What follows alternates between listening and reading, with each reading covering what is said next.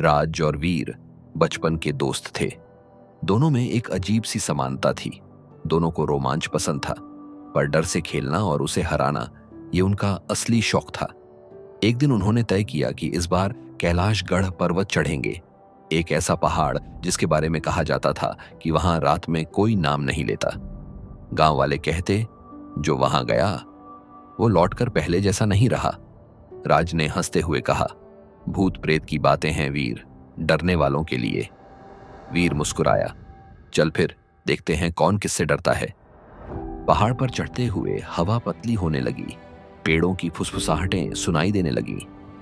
शाम तक वो एक गुफा के पास पहुंचे। गुफा के ऊपर किसी ने पत्थरों से कुछ लिखा था, यहां जो छुपा है वो कभी सोया नहीं। राज ने टॉर्च जलाई और अंदर कदम रखा। दीवारों पर अजीब से नक्शे बने थे, मानो किसी ने खून से बनाए हों।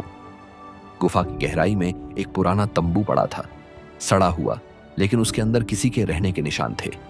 पुराना बस्ता, डायरी और जले हुए फोटो। वीर ने डायरी खोली।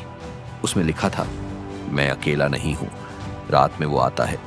उसके कदमों की आवाज पत्थरों से नहीं, दिल से सुनाई देती है। राज ने कहा, किसी पागल की बकवास लगती है। वीर बोला, पर फिर ये सब चीजें यहां क्यों हैं? अचानक पीछे से थक थक थक की आवाज आई। दोनों मुड़े। टॉर्च की रोशनी में एक परछाई फिसलती दिखी, मानो कोई दीवार पर रेंग रहा हो। राज ने घबराकर कहा, कौन है वहां?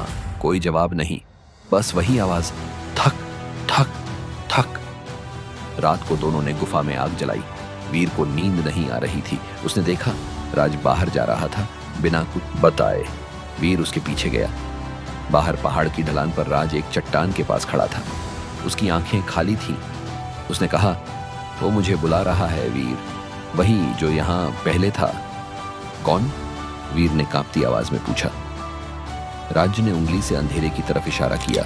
वहां कोई नहीं था, लेकिन हवा में किसी के चलने की आवाज साफ सुनाई दे रही थी। अचानक राज एक चीख के साथ नीचे गिर पड़ा। वीर ने नीचे झांका। राज गायब था, बस उसकी टॉर्च चट्टानों में टिमटिमा रही थी। वीर नीचे उतरा। जहां राज गिरा था वहां बस एक पुराना फोटो पड़ा था। दो लड़के, बिल्कुल राज और वीर जैसे। पीछे लिखा था, राज और वीर 1978। वीर की सांस रुक गई। वो तो अभी 2025 में था, तो ये फोटो यहां कैसे? तभी पीछे से वही आवाज आई, थक थक थक। वो मुड़ा।